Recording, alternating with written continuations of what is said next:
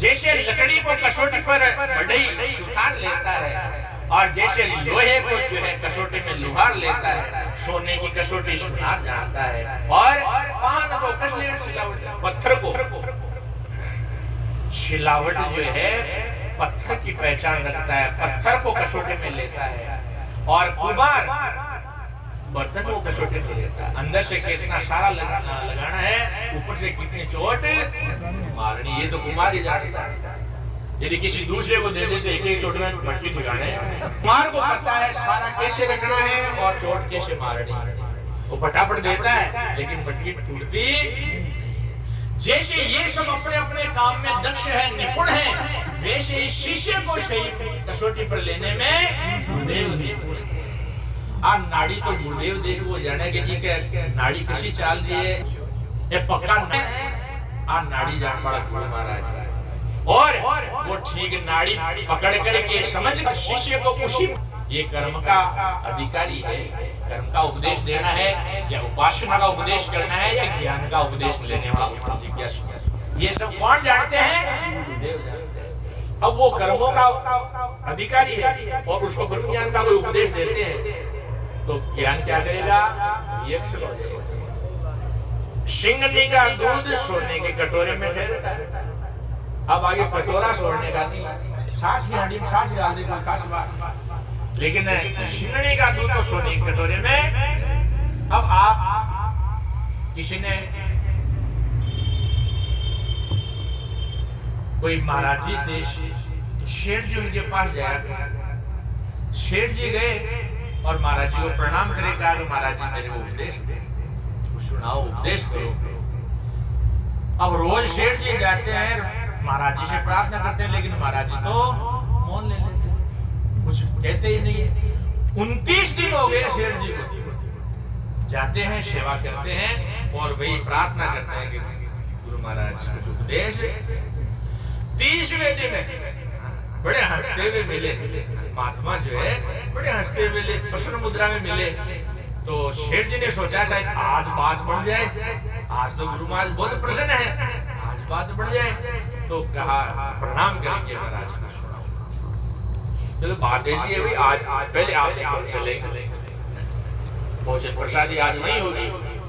तो महाराज जी तो बहुत खुशी की बात है, तो आप हाँ चलो, तो कैसा करो आप चलो तैयारी करो मैं। तो शेठ जी बहुत प्रसन्न हुए, घर पे गए, बहुत अच्छी तैयारी की और तैयारी करके और शेठ जी तैयार थे, महात्मा भी अपना पात्र लेकर। अब महाराज जी वहां गए और जो भिक्षा पात्र था तो उसके अंदर जो है कहा कि शेठ जी ने थाली परोसी थी, इसमें नहीं खाती, तो मेरे पास पात्र वो ढका हुआ था रुमाल कपड़े से, मेरे पात्र, ठीक है महाराज आपका पात्र।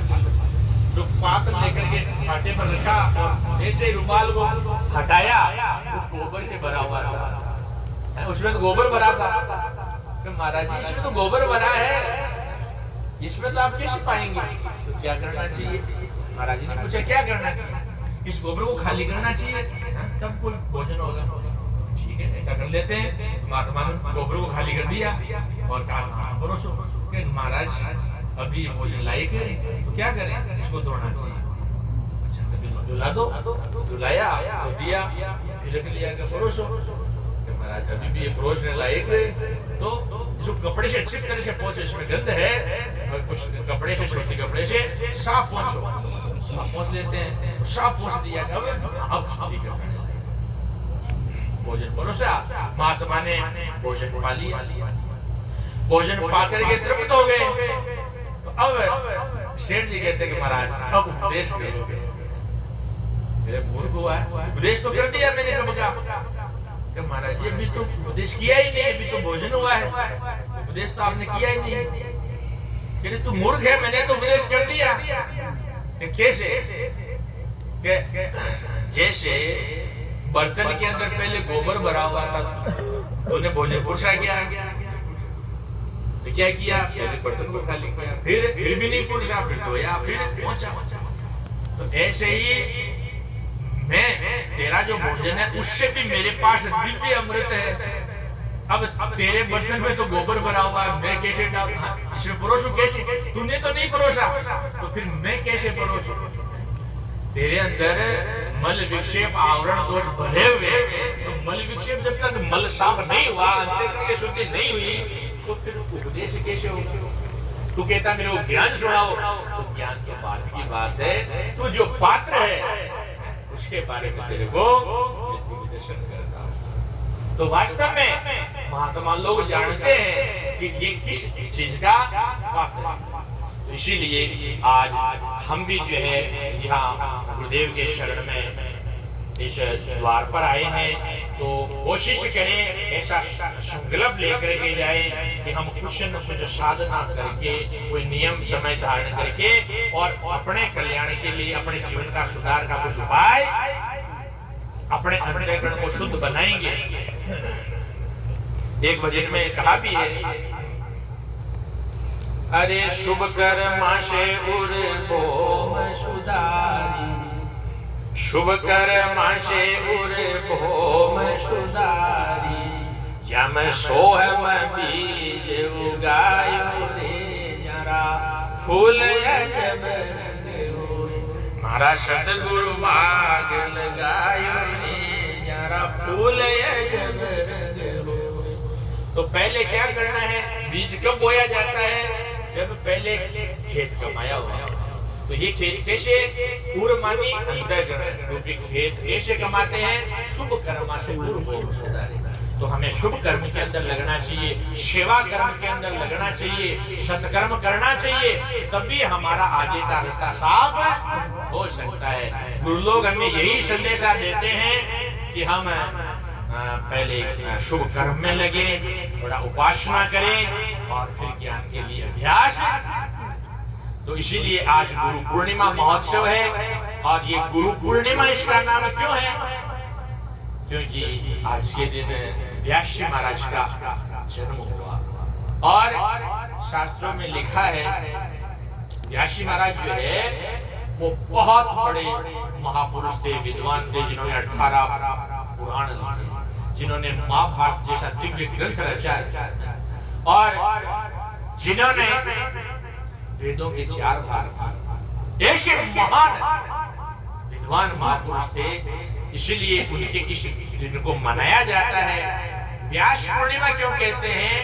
क्योंकि उन्होंने इसका इतना विस्तार किया। ये ज्ञान जो था इनका पुराणों आदि के द्वारा बहुत विस्तार किया। और सबसे ज्यादा व्यास नाम भागवत जी से पढ़े।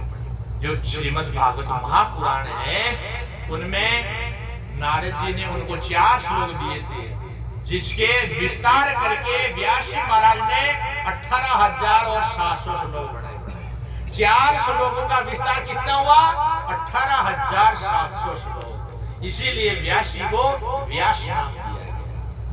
तो उस व्यास पूर्णिमा के रूप में गुरु पूर्णिमा मनाते हैं। इस दिन गुरुदेव के चरणों की पूजा होती है, सत्संग और मार्गदर्शन होता है। तो इस ये दिन अक्षय पुण्यदायी है और गुरु लोगों के चरणों में ये दिन समर्पित है। 365 दिनों में से वो दिन तो केवल गुरु जी का भेंट है, समर्पित है। इसलिए इस दिन को जो है अपने को गुरुदेव के चरणों में भेंट करना चाहिए। सेवा करके, सत्संग सुन करके, उपदेश सुन करके, पूजा करके अपने को इस दिन को जो है अपने लिए पुण्यदायी स्मृति रूप बनाना। तो इस दिन की अपनी अलग महत्ता है। और गुरुदेव जी आप मैं अपना वक्तव्य पूरा करता हूं कि वास्तव में गुरुदेव को हम क्या दे सकते हैं। यदि उनको जितना भी दें उतना थोड़ा हमारे पास है भी क्या।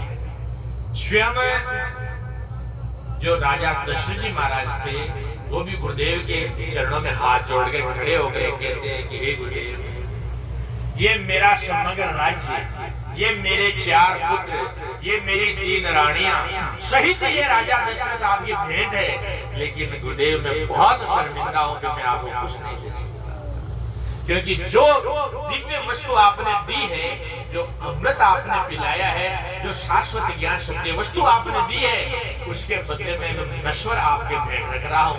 तो बड़ा शर्मिंदा हूँ, मैं आपको कुछ दे नहीं सकता। कौन करूं गुरुदेव की भेंट, नहीं वस्त्र मिल दिशे हूँ लोकन में। ब्रह्मानंद समान न होए कभी, धन माणिक लाख करोड़ दिया।